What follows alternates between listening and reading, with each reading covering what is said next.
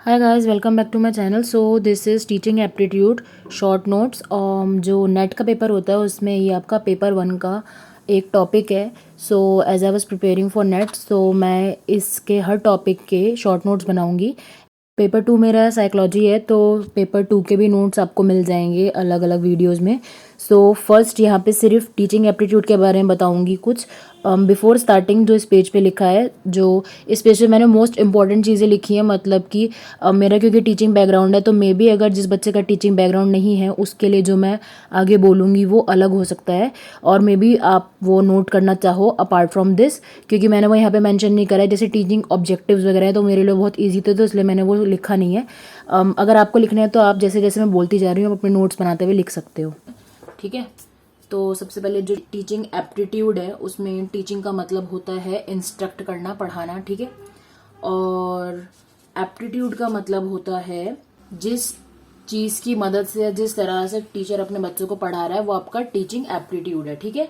अगर कोई टीचर बहुत अच्छा पढ़ा रहा है इसका मतलब उसका जो टीचिंग एप्टीट्यूड है वो काफ़ी अच्छा है, ठीक है। जो तरीका वो यूज़ कर रहा है या फिर उसको एक प्रॉपर टेक्टिक पता है कि अपनी बात को बच्चों तक कैसे डिलीवर करना है, वो आपका टीचिंग एप्टीट्यूड के अंदर आता है, ठीक है। तो कुछ डेफिनेशंस हैं कुछ लोगों ने दे रखी हैं, जो कि वैसे तो मुझे लगता नहीं है कि पूछते हैं। पहले होता होगा, पेपर होता है वो फैक्चुअल टाइप आता था कि फलाने ने क्या बोला था या फलाना कौन सी डेट में हुआ था, बट अब उतना नहीं होता है। बट जैसे एल्बर्ट आइंस्टाइन है, उन्होंने डिफाइन करा था, teaching is a supreme art to awaken the joy in creative expression and knowledge, ठीक है। टीचिंग एक आर्ट है, सुप्रीम आर्ट है, जो हेल्प करता है जॉय अवेक करने में, अगर हमको मतलब जो भी हम नॉलेज लेते हैं उसमें, ठीक है। And according to APJ Abdul Kalam, teaching is a noble profession that shapes the character, caliber and future of an individual. If people remember me as a good teacher, that will be a biggest honor for me, ठीक है। सो इन दो बंदों ने ऐसा बोला था। और उसके बाद आता है हमारे ऑब्जेक्टिव्स क्या होते हैं टीचिंग के, जो मैंने यहाँ पे लिखे नहीं है क्योंकि अगर आप ऑलरेडी टीचिंग बैकग्राउंड के हो या अगर आप नहीं भी हो तो आपको ऑब्जेक्टिव्स पता है टीचिंग के, कि बेसिकली मतलब पढ़ाना, हम क्यों पढ़ाते हैं किसी को भी, मतलब बच्चों को। तो उसके कुछ कुछ है कि हमें जो स्टूडेंट का एक एटीट्यूड होता है उसमें डिजायर्ड चेंज लाना होता है, कि उनको हम ऐसे नहीं होना चाहिए कि बच्चा इधर उधर भाग रहा है, मतलब उसको पता होना चाहिए कि उसे किस डायरेक्शन में जाना है। बच्चों का जो बिहेवियर है उसको हम शेप कर सकें, जो बच्चे हैं उनको सोसाइटी में एक अच्छा नागरिक कैसे बनना चाहिए उसको हम शेप कर सकें, उनकी अंडरस्टैंडिंग, उनके स्किल्स वगैरह को डेवलप कर सकें और इम्प्रूव कर सकें उनके लर्निंग स्किल्स वगैरह को। तो ये सारे बेसिक ऑब्जेक्टिव्स होते हैं जो आपके टीचिंग में होते हैं, ठीक है। मतलब ये काफ़ी बेसिक है। ये नेट में पूछा भी नहीं जाएगा। नेट में जो क्वेश्चंस होते हैं वो थोड़े आंडे बांडे करके आते हैं, मतलब कि यही तुमने पढ़ा हुआ बट तुम्हें लगेगा भी नहीं कि नेट वाला क्वेश्चन नहीं है, ठीक है। सो जो सबसे इम्पोर्टेंट पार्ट है वो है मेमोरी, सॉरी जो लेवल्स एंड टीचिंग के। तो लेवल्स यहाँ पे 3 लेवल है, ठीक है। एमएलटी का मतलब है मेमोरी लेवल ऑफ टीचिंग, यूएलटी का मतलब है अंडरस्टैंडिंग लेवल ऑफ टीचिंग, आरएलटी का मतलब है रिफ्लेक्टिव लेवल ऑफ टीचिंग, ठीक है। Memory level of teaching was given bye Herbert, understanding दिया था मॉरिसन ने, रिफ्लेक्टिव दिया था हंट ने, ठीक है। ऐसे याद रख लेना, अगर वो बोले कि मॉरिसन ने कौन सा दिया था तो मॉरिसन ने मेमोरी तो बिल्कुल नहीं दिया था, क्योंकि ये एम और एम है ना, तो ये ऐसा मत सोचना है कि एम फॉर मेमोरी तो एम फॉर मॉरिसन है तो इसी ने दिया होगा, नहीं। मेमोरी वाला दिया था हर्बर्ट ने, जो एम से स्टार्ट नहीं है अंडरस्टैंडिंग वो दिया था मॉरिसन ने, और रिफ्लेक्टिव दिया था हंट ने, ठीक है। इनमें से पूछा जाता है क्वेश्चन की which one was given bye home, ठीक है। तो एमएलटी जो है मेमोरी लेवल ऑफ टीचिंग वो लोएस्ट लेवल ऑफ टीचिंग है, और जो रिफ्लेक्टिव है वो हाईएस्ट लेवल ऑफ टीचिंग है। एमएलटी में क्या होता है, मोस्टली आपका रोड मेमोराइजेशन और रिकॉलिंग ऑफ इन्फॉर्मेशन होती है, ठीक है। जबकि जो रिफ्लेक्टिव है ये आपका हाईएस्ट लेवल है, क्यों? क्योंकि इसमें जो आपका एनालिसिस वगैरह होता है ना वो सब होता है, जो एमएलटी और यूएलटी है उसको मिला के ये बनता है। रिफ्लेक्टिव का मतलब ही समझ जाओ कि वो आपको उस पर रिफ्लेक्ट करना है, ठीक है। और जो अंडरस्टैंडिंग लेवल है ये बीच का लेवल है, इसमें जो टीचर सेंटर्ड अप्रोच होती है उसके साथ ही सब्जेक्ट सेंटर्ड अप्रोच चलती है, ठीक है। ये बियॉन्ड मेमोराइजेशन होता है but not more than analysis है, मतलब ये बीच का ही पार्ट है आपका, जिसमें आपकी थोड़ी सी मेमोरी यूज हो रही है, थोड़ा सा आप इनसाइट मतलब आप सीख रहे हो। ये आपका बेस लेवल है रिफ्लेक्टिव लेवल तक पहुंचने के लिए। ओए, रिफ्लेक्टिव लेवल तक पहुंचने के लिए, ठीक है। जो मेमोरी लेवल टीचिंग है इसमें बेसिकली आपका स्टिमुलस रिस्पॉन्स सिस्टम चलता है। मेमोरी लेवल में जो आपकी टीचिंग है वो सब्जेक्ट सेंटर्ड होती है, ठीक है।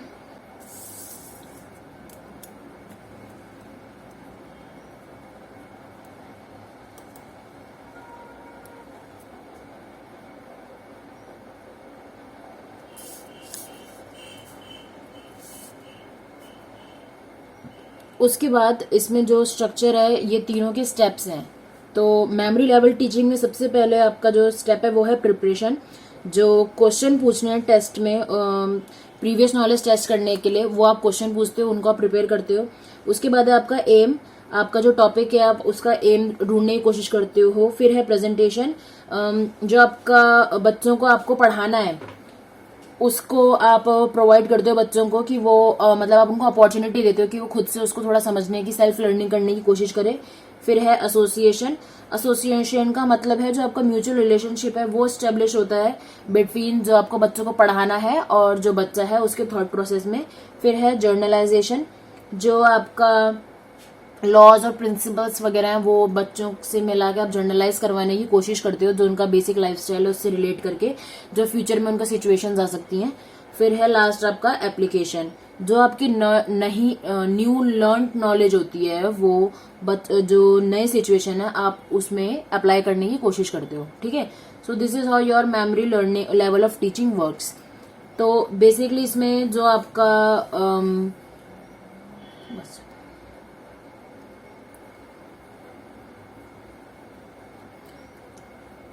जो इसमें आपका टीचिंग का मेथड है वो आपका सब्जेक्ट सेंटर्ड ही रहता है, जिसमें आपका जो रिवीजन या फिर क्वेश्चन पूछती है टीचर्स और ड्रिल मेथड होता है, ये सब बेसिकली इसमें यूज होते हैं, ठीक है। फिर नेक्स्ट है आपका, अच्छा नहीं, फिर इसमें जो इवेल्युएशन मेथड है, जो इसमें आपका इवेल्युएशन सिस्टम है वो यूज करता है both essay and objective type. Essay plus MCQ होगा तुम्हारे ऑब्जेक्टिव टाइप क्वेश्चंस, या फिर जो आपके ओरल टेस्ट है, ठीक है। ये इसका इवेल्युएशन का सिस्टम है, ठीक है। उसके बाद आता है आपका understanding level of teaching which was given by Morrison. So इसका मैंने आपको बता दिया कि ये टीचर सेंटर्ड और सब्जेक्ट सेंटर्ड दोनों होता है, जबकि जो ऊपर वाला है वो सिर्फ सब्जेक्ट सेंटर्ड होता है। ये आपका टीचर प्लस सब्जेक्ट सेंटर्ड होता है and this is beyond memorisation, मतलब कि इसका नेक्स्ट लेवल है ये, ठीक है। तो इसके हम देख लेते हैं कि इसके स्ट्रक्चर क्या स्टेप्स क्या है। सबसे पहला है प्रेजेंटेशन। ऑफ कोर्स जब कंटेंट है वो आपको प्रेजेंट होता है, उसको जो बच्चा है वो डायग्नोस करने की कोशिश करता है और जो एज ए टीचर आप उसको तोड़ तोड़ के समझाने की कोशिश करते हो। सेकंड पॉइंट है एक्सप्लोरेशन, जो बच्चे की प्रीवियस नॉलेज है उसको आप टेस्ट करते हो और कंटेंट को एनालाइज करवाने की कोशिश करते हो। थर्ड इज एसिमिलेशन, ये आपको पता होना चाहिए एसिमिलेशन क्या होता है, पियाजे ने टर्म दी थी। एसिमिलेशन में जो बच्चा है वो जो उसकी नॉलेज है प्रीवियस नॉलेज और आगे की नॉलेज को मिला रहा है और जर्नलाइज करने की कोशिश कर रहा है जो भी उसने सीखा है। फिर फोर्थ इज ऑर्गेनाइजेशन। ऑर्गेनाइजेशन में जो बच्चा है उसको आप अपॉर्चुनिटी देते हो कि जो भी उसने सीखा है उसको एक रिप्रेजेंट कर पाए वो प्रॉपर तरीके से। और फिफ्थ इज रेसिटेशन, जो बच्चा है वो उसको कंटेंट को ओरली बोलने की कोशिश करता है, ठीक है। तो जो ये अंडरस्टैंडिंग लेवल ऑफ टीचिंग, इसमें जो आपके स्टेप्स हैं ये सारे के सारे वो उस चीज को दर्शा रहे हैं कि जिससे आपने जो बच्चे को पढ़ाया है वो उसको अपने तरीके से कॉम्प्रिहेंड करके जितना उसको समझ आया है वो क्लास में बोल सके, ठीक है। तो यहाँ से आप ये देखने की कोशिश करते हो कि बच्चे को जो मैंने पढ़ाया वो उसको समझ आया है कि नहीं आया है, ठीक है। फिर लास्ट है जो इसका इवेल्युएशन सिस्टम है, इसमें आप प्लान टेस्ट बना सकते हो, पहले से बने बनाए टेस्ट। ये बच्चों के जो क्लास टेस्ट होते हैं कि ये पढ़ाने के बाद में आप जो इसको रिवाइज करो इसके बाद में इसका टेस्ट लोगे, ठीक है। या फिर एसे वगैरह भी ले सकते हो आप, या ओरल टेस्ट वगैरह, ठीक है। तो ये सारा इसमें चलता है। इसके बाद है reflective level of teaching. Reflective level of teaching was given by Hunt और ये आपका हाईएस्ट लेवल है। और अगर कहीं भी क्वेश्चन में पूछा जाए कि एनालिसिस किस लेवल ऑफ टीचिंग में यूज होता है, एनालिसिस सीधा आपका रिफ्लेक्टिव लेवल ऑफ टीचिंग में यूज होता है, ठीक है। Analysis reflective level of teaching में यूज होगा आपका, रोट मेमोराइजेशन आपका मेमोरी लेवल ऑफ टीचिंग में यूज होगा, और इनसाइट वगैरह या फिर बियॉन्ड मेमोराइजेशन या फिर teacher plus subject centred approach आपकी अंडरस्टैंडिंग लेवल ऑफ टीचिंग में यूज होगी। ठीक है, जो इसमें टीचर है वो सेकेंडरी रोल प्ले करेगा और जो स्टूडेंट है वो प्राइमरी रोल प्ले करेगा। ये लर्नर बेस्ड होती है, इट इज लर्नर, जो इसमें जो बच्चा है वो एक्टिव होगा। ठीक है, and this is the combination of both MLT plus यूएलटी। Okay, ये रिफ्लेक्टिव के बारे में है। और इसके जो स्टेप्स हैं, इसमें सबसे पहले जो बच्चा एक प्रॉब्लमेटिक सिचुएशन ढूंढता है, उसके बाद उसमें आप हाइपोथेसिस फॉर्मुलेट करोगे, फिर आप हाइपोथेसिस को वेरीफाई करोगे, फिर आप डाटा कलेक्ट करोगे और लास्ट में आप जो हाइपोथेसिस को टेस्ट करोगे। ठीक है, तो जो ये टर्म्स यूज करी है मैंने, इन टर्म्स को देख के ही पता लग गया होगा कि ये हाईएस्ट फॉर्म ऑफ लर्निंग है। हाइपोथेसिस वगैरह एब्स्ट्रैक्ट नॉलेज में बनती है। ठीक है, सो ये आपके लेवल्स हैं और ये बहुत इंपॉर्टेंट है, इसमें से हमेशा ये क्वेश्चन पूछे जाते हैं। तो इसका फर्रा मतलब ऐसा फर्रा बना लो कि जो तुमको ले जाने की जरूरत न पड़े, तुमको देख के उसको याद हो जाए। ठीक है, उसके बाद आती है बारी ब्लूम्स टेक्सोनॉमी की। ब्लूम्स टेक्सोनॉमी भी बहुत इंपॉर्टेंट है। सो बेसिकली क्या हुआ था, ब्लूम ने बेंजामिन ब्लूम में 1956 में टीचिंग के लिए डेवलप करा था टेक्सोनॉमी। इसमें उन्होंने 3 लर्निंग ऑब्जेक्टिव्स बनाए थे, जो कि हैं कॉग्निटिव, साइकोमोटर और अफेक्टिव। ठीक है, सो कॉग्निटिव का बेसिक मतलब होता है जो हमारा नॉलेज से रिलेटेड एरिया है वो, साइकोमोटर है हमारा स्किल्स और रिस्पॉन्स से रिलेटेड, और जो हमारा अफेक्टिव डोमेन है वो है हमारा फीलिंग्स और एटीट्यूड से रिलेटेड। ठीक है, सो कॉग्निटिव डोमेन है वो नॉलेज बेस्ड डोमेन है। इसमें उन्होंने 6 ये दिए थे लेवल्स ऑब्जेक्टिव्स के, जो कि है नॉलेज, मम्मी आवाज कम करो, जो कि है knowledge, comprehension, application, analysis, synthesis और इवेल्युएशन। क्वेश्चन ये आ सकता है कि सबसे लास्ट लेवल क्या है कॉग्निटिव डोमेन का ऑफ ब्लूम टेक्सोनॉमी। तो इसको तुम ऐसे नहीं याद कर पाओगे कि पहले मैं ई लिख लूंगा फिर ए लिख लूंगा, आपको इसको इसी सीक्वेंस में याद करना पड़ेगा।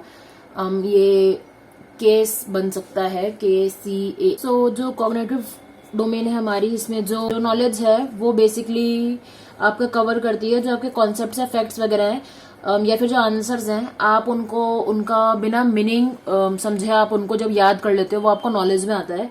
ठीक है, कॉम्प्रिहेंशन में आता है जो आपका फैक्ट्स और आइडियाज वगैरह हैं उसको आप ऑर्गेनाइज करते हो, कंपेयर करते हो, और अपने मेन आइडियाज में प्रॉपर डिस्क्रिप्शन होता है आपका कि किस लिए आपने उस आइडिया को यूज करा है, तो आप उसको कॉम्प्रिहेंड करके यूज करते हो। ठीक है, एप्लीकेशन है आपने जो भी नॉलेज या फैक्ट अक्वायर करे थे, कॉम्प्रिहेंड करे थे, उनको आप अप्लाई कर पाओ। फिर एनालिसिस है जो भी आपने इंफॉर्मेशन यूज करी है उसको एनालाइज करना, उसको ब्रेक करना इंफॉर्मेशन को यूजफुल पार्ट्स में, और ये देखना कि ये पार्ट्स आपस में कैसे एक दूसरे से रिलेट करते हैं या फिर इसमें से रिलेवेंट और रेलेवेंट इंफॉर्मेशन कौन सी है। ठीक है, next is analysis. Analysis involve करता है अच्छा नहीं, नेक्स्ट इज सिंथेसिस। सिंथेसिस में होता है जो आपने एक स्ट्रक्चर बनाया है, एक पैटर्न बनाया है, जो भी आपकी इंफॉर्मेशन है उसका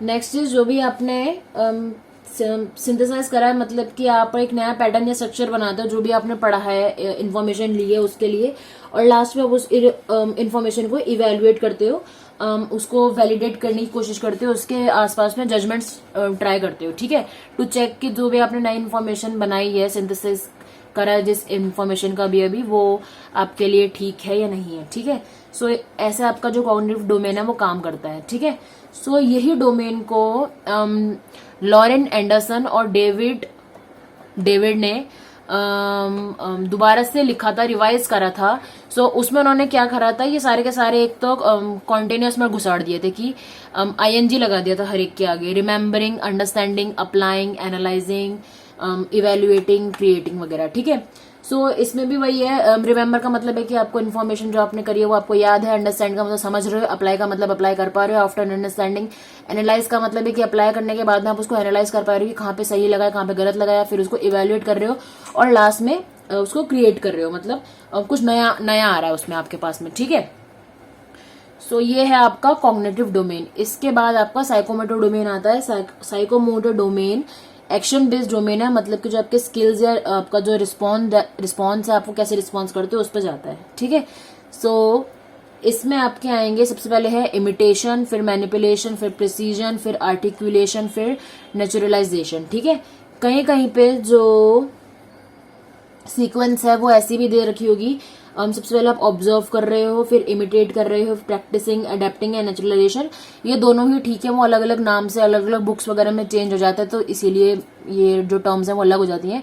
बट बेसिकली क्या होगा, सबसे पहले आपका इमिटेशन है, इसका मतलब है कि आप कोई भी फिजिकल बिहेवियर है उसे कॉपी करने की कोशिश कर रहे हो। देन आता है आपका मैनिपुलेशन। मैनिपुलेशन का मतलब है कि जो आपने जिसका इमिटेट करा है उसमें आप थोड़ा बहुत अपना एड ऑन या अगले का सब्ट्रैक्ट करने की कोशिश करते हो अपने बिहेवियर के हिसाब से। प्रिसीजन का मतलब है कि आप उसमें अपनी प्रैक्टिस डाल के उसको प्रॉपर प्रिसीजन के साथ में इम्प्लीमेंट करने की कोशिश करते हो। आर्टिकुलेशन का मतलब है कि आप उसको अपने में अडेप्ट करने की कोशिश करते हो। और लास्ट में नेचुरलाइजेशन का मतलब है जो इंडिविजुअल की अडेप्टिबिलिटी है, उसका जो एबिलिटी है उसको अडेप्ट करने की, मॉडिफाई करने की या डिजाइन करने की न्यू टेक्निक को, वो उसमें कितने अच्छे से रिक्वायर्ड, मतलब कि कितने अच्छे से वो उसको यूज कर पा रहा है। ठीक है, सो ये आपका साइकोमोटर डोमेन है और इसको आप IM पैन यूज के नाम से जान सकते हो, मतलब याद कर सकते हो। फिर लास्ट है आपका अफेक्टिव डोमेन। अफेक्टिव डोमेन है आपका receiving, responding, valuing, organising and characterisation. ठीक है, RRVOC। वी को टर्मरिक नहीं कॉस्मेटिक, वी को टर्मरिक आयुर्वेदिक क्रीम।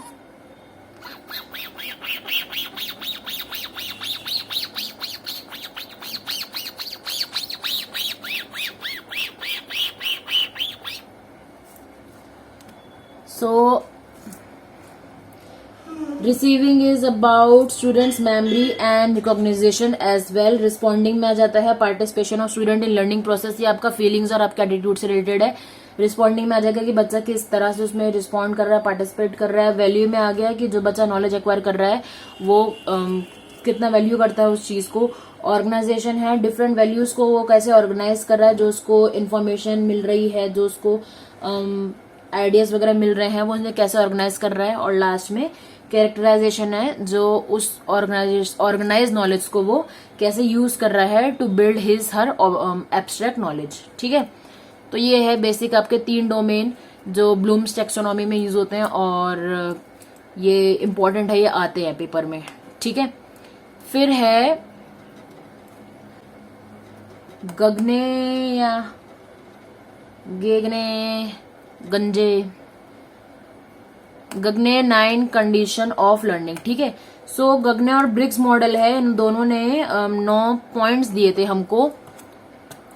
इसको आप टैक्सोनॉमी ऑफ लर्निंग भी कह सकते हो, 9 मॉडल्स भी कह सकते हो, 9 कंडीशन ऑफ लर्निंग वगैरह ये सब कह सकते हो। ठीक है, सो बेसिकली इसमें जो आपका रिसेप्शन है, रिसेप्शन का मतलब होता है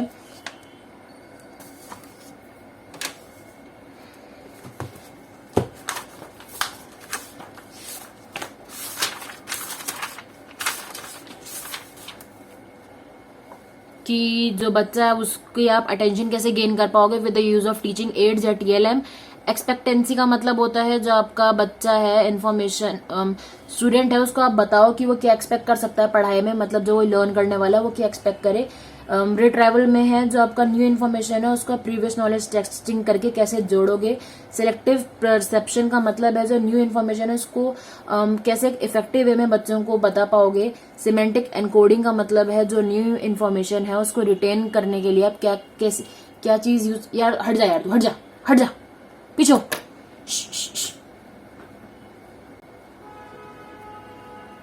शू शू शू शू शू शू हटो, बदतमीज। सिमेंटिक एनकोडिंग का मतलब है कि जो न्यू इन्फॉर्मेशन है उसको आप हेल्प कैसे कर सकते हो बच्चे को कि वो रिटेन करे with the use of TLM। फिर है रिस्पॉन्डिंग, जिसका मतलब है कि जो बच्चा है वो क्या लर्न कर सकता है। फिर है रेनफोर्समेंट, रेनफोर्समेंट आप बच्चों को फीडबैक प्रोवाइड कर सकते हो। फिर है रिट्राइवल, रिट्राइवल में आप बच्चों का असेसमेंट लोगे। और लास्ट इज जनरलाइजेशन, जिसमें जो बच्चा है वो न्यू इन्फो को जो उसने सीखा है उसको वो सिचुएशन पे अप्लाई कर पाएगा। ठीक है, सो अगर छोटे छोटे मैं बताऊं फटाफट तो रिसेप्शन का मतलब हो गया अटेंशन गेन करी, एक्सपेक्टेंसी में बच्चा क्या एक्सपेक्ट करेगा, आज पढ़ाई करेगा। न्यू इन्फॉर्मेशन को प्रीवियस नॉलेज से जोड़ा, न्यू इन्फॉर्मेशन को इफेक्टिव वे में समझाया, न्यू इन्फॉर्मेशन को रिटेन करने में हेल्प करी, बच्चे ने क्या सीखा उसका फीडबैक लिया, उसकी असेसमेंट करी और बच्चे ने फिर उस सिचुएशन में अप्लाई कर दिया। Copy that.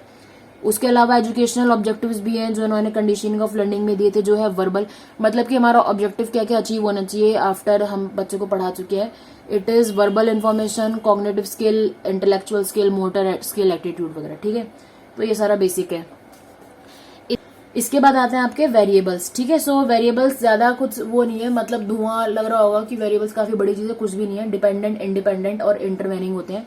डिपेंडेंट होता है आपका जो बच्चा है वो आपका डिपेंडेंट है, किस पर डिपेंडेंट है, टीचर पर। तो इंडिपेंडेंट कौन हो गया, टीचर। इंटरवेनिंग मतलब कि जिसके आसपास ये दोनों घूम रहे हैं वो है करिकुलम। तो इंटरवेनिंग वेरिएबल के लिए काफी फैक्टर्स होते हैं जो इसको ऊपर नीचे कर सकते हैं, मतलब करिकुलम टीचर कैसा पढ़ा रही है ऑफकोर्स उसके बेसिस पे, ठीक है। तो अगर आपका है कि जो ये करिकुलम है ये कौन सा वेरिएबल है, तो ये आपका इंटरवेनिंग वेरिएबल है। Whereas the student is a dependent variable and teacher is a independent variable, ठीक है।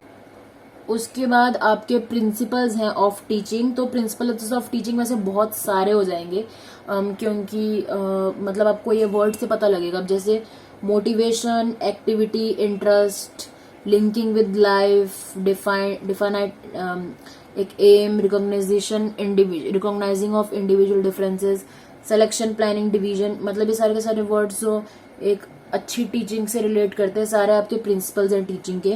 उसके अलावा साइकोलॉजिकल प्रिंसिपल्स भी हैं जो आपका मतलब कि दिमाग से रिलेटेड है, जैसे कि motivation, interest, reinforcement, sympathy, cooperation, ये सारे आपके साइकोलॉजिकल प्रिंसिपल्स है। मैंने अभी लिखे नहीं है बट क्योंकि बहुत सारे हो जाएंगे प्रिंसिपल्स, तो एज सच मतलब आपको वहां पे थोड़ा देखना पड़ेगा। अब जैसे कि मैं 4 वर्ड दे रही हूँ आपको, मोटिवेशन, इंटरेस्ट, प्लानिंग और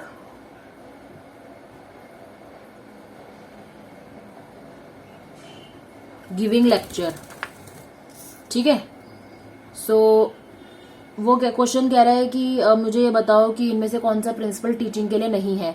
principle of motivation, principle of giving lectures, principle of democratic dealing and principle of planning. तो जो आप लेक्चर देते हो वो ये प्रिंसिपल नहीं है, क्योंकि उसके बेसिस पे जो टीचिंग है वो अच्छे से नहीं हो पाएगी, ठीक है। सो आपका जो प्रिंसिपल ऑफ लेक्चर है वो गलत है ऑप्शन, ठीक है। अच्छा, जैसे टीचिंग एप्टीट्यूड है तो उसमें जो बच्चा पढ़ाई कर रहा है उसके डिफरेंसेस भी होते हैं, जैसे जो आपस में फिजिकल डिफरेंस या individual differences, differences due to intelligence या बच्चों की motor ability, gender, racial differences, economic status, ये सारे भी हैं, ठीक है। मैंने लिखे नहीं क्योंकि बहुत इन जनरल बात है कि मतलब 2 बच्चों में इस बात पे डिफरेंसेस होते हैं, मतलब ये अगर किसका टीचिंग एप्टीट्यूड का बैकग्राउंड नहीं भी है तो वो भी इस बात को समझ लेगा। और सिलेबस वर्सेस करिकुलम भी नहीं है इसमें, बट करिकुलम में जहाँ पे भी आपके एज अ होल गाइडलाइंस वगैरह की बात होती है वो आपका करिकुलम होता है, वेरएज जो आपका सिलेबस है वो डॉक्यूमेंटेड आपका कोर्स होता है जिसमें आप गाइड है कि आपको बच्चों को क्या कब कैसे पढ़ाना है, ठीक है। वेरएज जो आपका करिकुलम है उसमें ओवरऑल जो आपका एटीट्यूड, बच्चे का मैनर्स, बिहेवियर, स्पोर्ट्स से रिलेटेड उसका गाइडेंस वगैरह कैसा है, वो सब चीजें हो जाती हैं, ठीक है। सिलेबस जो होता है आपका वो टीचर टू टीचर वेरी करता है कि क्या होगा, कैसे पढ़ाना है, जबकि जो आपका करिकुलम है वो कांस्टेंट रहता है, कोई भी टीचर पढ़ाए। और जो आपका सिलेबस है वो टीचर्स ही प्रिपेयर करते हैं, जबकि जो आपका करिकुलम है वो एक गवर्नमेंट एक इंस्टीट्यूशन प्रोवाइड करता है। सिलेबस 1 साल में कंप्लीट हो जाता है, जबकि करिकुलम है जब तक आपका कोर्स नहीं कंप्लीट होता है वो तब तक रहता है, ठीक है। तो ये कुछ डिफरेंसेस है सिलेबस वर्सेस करिकुलम के। अच्छा, factors affecting the teaching learning process भी एक इम्पॉर्टेंट टॉपिक है, इसमें मैंने नहीं डाला है क्योंकि जब भी फैक्टर्स से रिलेटेड क्वेश्चन आता है ना जो टीचिंग को इफेक्ट करता है तो उसमें ना हमेशा वो देते हैं टीचर का सोशो इकोनॉमिक बैकग्राउंड या फिर टीचर की जो पर्सनल डिटेल्स वगैरह है वो सब, ठीक है। वो ही होता है जो इफेक्ट नहीं करता है, ठीक है। तो उसके अलावा जो बाकी सारी चीजें हैं, मतलब अब जैसे टीचर की हाइट अफेक्ट नहीं करेगी, टीचर का सेक्स अफेक्ट नहीं करेगा, टीचर का सोशल इकोनॉमिक बैकग्राउंड अफेक्ट नहीं करेगा। उसके अलावा जो चीजें होती हैं कि जो टीचर कैसे क्लास को मैनेज कर रहा है, टीचर का कम्युनिकेशन कैसा है, टीचर का स्किल्स कितने अच्छे हैं, उसकी क्वालिफिकेशन, उसका एटीट्यूड, उसका एक्सपीरियंस और ट्रेनिंग, ये सारी चीजें अफेक्ट करती है, ठीक है। जबकि टीचर का इकोनॉमिक बैकग्राउंड ज्यादा अफेक्ट नहीं करता है। उसके अलावा एड्स, टीचिंग के एड्स होते हैं, जैसे विजुअल एड में आपका black board, newspaper, graph, map वगैरह आ गया। ऑडियो में आपका radio, gramophone, tape recorder et cetera आ गया। और जो ऑडियो विजुअल आ गया उसमें आपका टेलीविजन, कंप्यूटर, फिल्म, स्ट्रिप्स वगैरह आ गया। ठीक है, उसके बाद आते हैं आपके methods, teaching methods, these are also very important. ये मैंने आपको एक वीडियो में बता भी रखे हैं। तो टीचर सेंटर्ड में आपके लेक्चर, डेमोन्स्ट्रेशन, लेक्चर कम डेमोन्स्ट्रेशन मेथड वगैरह आ जाएंगे। स्टूडेंट सेंटर्ड में आते हैं आपके बहुत सारे हैं, discovery, regional, Dalton plan, heuristic, question answer, problem solving, basic education, डिंचिक डिंचिक डिंचिक डिंचिक डिंचिक डिंचिक। ठीक है, सो इन सब ने ये सारे के सारे मेथड्स दिए थे। और ह्यूरिस्टिक इसमें इंपॉर्टेंट है, एच.ई. आर्मस्ट्रांग ने दिया था।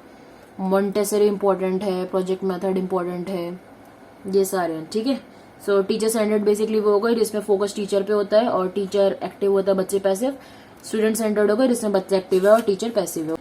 उसके बाद ई लर्निंग है, इससे भी काफी क्वेश्चन आते हैं। ई लर्निंग में क्या होता है, जो एक स्वयं है, इसका फुल फॉर्म है study webs of active learning for young aspiring minds. और ये एक मूक है, मैसिव ओपन ऑनलाइन कोर्स। और ये जो प्रोग्राम है उसको गवर्नमेंट लॉन्च करा था 2017 में इंडिया में। और इसका जो बेसिक एम है वो है to achieve access, equity and quality all around the nation. और ये एजुकेशन पॉलिसी के अंडर में आता है। इसका एम है कि जो बच्चे हैं उनको ई एजुकेशन है, ई लर्निंग के जरिए ज्यादा से ज्यादा उनको पढ़ा सके, मतलब डिजिटलाइज्ड कर सके। ठीक है, और ये मूक ने दिया है, मैसिव ओपन ऑनलाइन कोर्स है। ठीक है, तो ये एक हाई क्वालिटी लर्निंग एक्सपीरियंस है जिसमें आप मल्टीमीडिया का यूज कर सकते हो कहीं पे भी कहीं भी। और इसमें जो आपका वीडियो लेक्चर्स हैं वो आप यहाँ पे ले सकते हो। स्टडी मटेरियल है आपका जिसको आप डाउनलोड करके प्रिंट कर सकते हो। सेल्फ असेसमेंट टेस्ट हैं आपके, क्विज वगैरह हैं और ऑनलाइन डिस्कशन भी। बेसिकली जैसे ग्रेड अप वगैरह एप्स वगैरह है ना, तो उन्हीं की तरह ये स्वयं ऐप। ठीक है, उसके अलावा एक स्वयं प्रभा भी है इनिशिएटिव जो गवर्नमेंट, तो स्वयं प्रभा है वो फॉर हायर एजुकेशन है। मूक तो आपको मैंने बता ही दिया, वेब बेस्ड प्लेटफॉर्म है जो बच्चों को प्रोवाइड करता है। ये 2008 में सेटअप करा था और 2012 से ये एक्टिव हो गया। ठीक है, इसके अंडर में इसके अलावा ई पाठशाला भी है, एक पोर्टल या ऐप है जिसको CIET या NCERT ने डेवलप करा है under ministry of human resource development. ये 2015 में नवंबर में आया था। और NCERT ने करा, तो बेसिकली NCERT टेक्स्ट बुक्स हैं उसमें, आप उसको देख सकते हो। उसके अलावा भारत पढ़े ऑनलाइन भी एक कैंपेन है। तो ये सारे हैं जो ये HRD minister, human resource development ministry ने निकाल रखे हैं। ठीक है, तो इनमें से बेसिकली ये स्वयं और ये मूक ही है जो पूछे जाते हैं। ठीक है, उसके अलावा आता है इवैल्यूएशन सिस्टम। तो इवैल्यूएशन में जो एसए है, समेटिव असेसमेंट, वो आपका सबसे लास्ट में होता है। FA है फॉर्मेटिव असेसमेंट इवैल्यूएशन, वो आपका इन बिटवीन होता रहता है। उसके अलावा डायग्नोस्टिक है। डायग्नोस्टिक हमेशा इसलिए होता है, कोई भी आपकी एक पर्टिकुलर टॉपिक है उसको डायग्नोस करने के लिए होता है कि उसमें बच्चे ने कितना कैपेबल है, या फिर उसने कितना उसमें मतलब कि एरर है जिसको सुधारने की गुंजाइश है, जिसको आप डायग्नोस कर सकते हो कि वहां पे प्रॉब्लम क्या है। ये पर्टिकुलर एक टॉपिक के लिए यूज होता है। ठीक है, सो फॉर्मेटिव असेसमेंट या फॉर्मेटिव इवैल्यूएशन इज असेसमेंट या evaluation for learning. SA is of and diagnostic is as. ठीक है, तो CBCS है एक चॉइस बेस्ड क्रेडिट सिस्टम जिसमें 40% आपके इंटरनल के लगते हैं, 60% आपके एक्सटर्नल के लगते हैं। और जो ये CBCS है ये प्रमोट करता है CBSE को CCE को, कॉन्टिन्यूअस एंड कॉम्प्रहेंसिव इवैल्यूएशन को। इसमें जो आपका CGPA है वो चीज है जो कि आपके 40% आती है आपके इंटरनल और 60% आपके एक्सटर्नल में से लगते हैं, जिसमें मतलब कि आपके असाइनमेंट प्रोजेक्ट जो हमारा आया था CBSE का, जो मतलब एकदम से चेंज हो गया था, इसमें बोर्ड नहीं होंगे, ग्रेड्स वगैरह लगेंगे, तो ये उसी चीज की बात कर रहे हैं। ठीक है, सो इसके बारे में भी पूछा जाता है कि कैसे हेल्पफुल है। तो इसमें एक नेगेटिव ये दे रखा होता है कि इसने बच्चों का भार बढ़ा दिया, जबकि वो नेगेटिव नहीं है, ऐसी बात नहीं है। इसने बच्चों का भार ईज करा है क्योंकि वो अलग अलग जगह पे with the help of different activities और जैसे असाइनमेंट प्रोजेक्ट्स वगैरह है, तो इन सब की मदद से हमको हेल्प मिलती है नया टॉपिक सीखने में। ठीक है, सो ये वैसे लगता है कि भार बढ़ा रखा, बट असल में नहीं बढ़ा रखा। असल में ये अलग अलग तरीके हैं जिससे बच्चा वो काम कर सकता है रटने के बजाय। सो ये आपका टीचिंग एप्टीट्यूड का बेसिक है। इसके अलावा आपका जो आता है वो आता है आईसीटी। आईसीटी का मतलब है इंफॉर्मेशन एंड कम्युनिकेशन टेक्नोलॉजी, जिसमें सीबीटी है कंप्यूटर बेस्ड टेस्टिंग। इसमें भी वही आता है कि कंप्यूटर बेस्ड टेस्टिंग मतलब कि जो भी कंप्यूटर से आप पढ़ाई कर रहे हो वो कैसे हेल्पफुल है।